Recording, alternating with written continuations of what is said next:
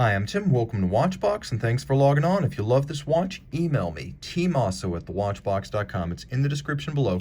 Your purchase and pricing email question line for this or any watch you see on any Watchbox platform. Please reach out to me directly. Email tmosso@thewatchbox.com. Today, we are discussing a lovely timepiece named after my homeland.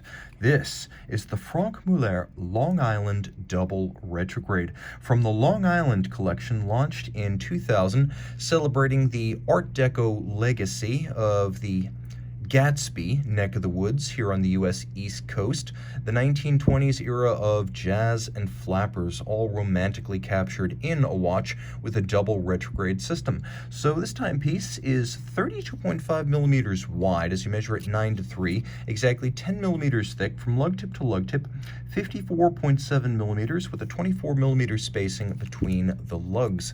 Now, this watch on my wrist, 16 centimeters in circumference, fits quite well.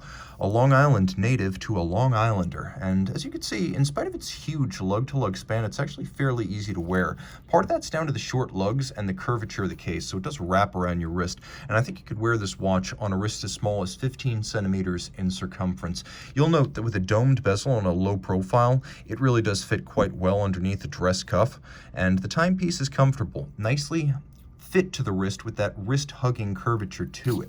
The strap is wonderfully thin and supple. As you can see, medium rectangular scale alligator leather used here. It's black with a semi-gloss finish. You can see that it is a strap with a rather narrow sheer cut side, showing you the layers of leather. There's no bolstering here, so you can see it's almost as thin as a bonded strap. It's calfskin on the bottom, it's gator on the top, and as you can see, this is a brand new Franck Muller factory strap. The Franck Muller white gold buckle is included, and the case is a handsome piece.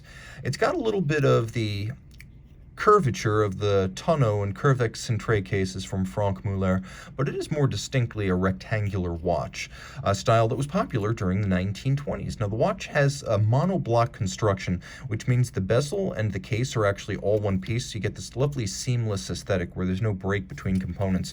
Everything, the dial and the movement, loads through the case back. We also have lovely little stub lugs, which are handsomely manufactured separately, inserted into little notches in the case flank and then welded on. That's a very old school way of making a case, more labor intensive and hand finished, but more beautiful for it. And for the sake of security, as this is a large and heavy watch, you can see that screws and bars rather than spring bars have been used to fix the strap to the case.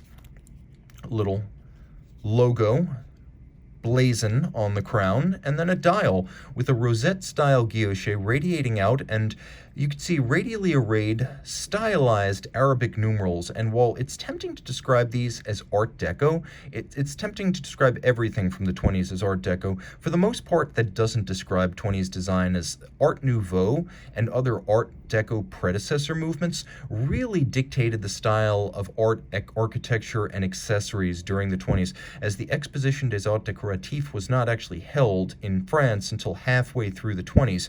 So if you were on Long Island during the 1920s, you were probably exposed to a lot of pre-Art Deco styles, and this is very emblematic of those. The hands are lovely blued and a apple or pear style, which is exquisite and period correct. You can see how the crystal is actually cambered to trace the arc of the case, which is both technically impressive and expensive to achieve. The star of this watch, of course, being the bi-retrograde system. So you have retrograde seconds times 2, 0 to 30, and then just beneath that, 30 to 60. Now, the watch does use an ETA 2892A2 base, which means you get the underlying hacking seconds function if you wish to use it. Underneath the case back, a few changes made to the ETA caliber used. The big one is that Franck Muller adds the bi-retrograde complication module, and then Franck adds a platinum rotor mass to increase both the inherent precious metal value of the watch and the winding efficiency of the movement. It's a bidirectional winder, 42-hour power reserve. It beats away at 28,800 vibrations per hour, and of course all this is water resistant down to 30 meters because it is a dress watch, not an aquatic timepiece. So live the style of the Roaring 20s as we re-enter the Roaring 20s. Email tmosso@thewatchbox.com for purchase and pricing details.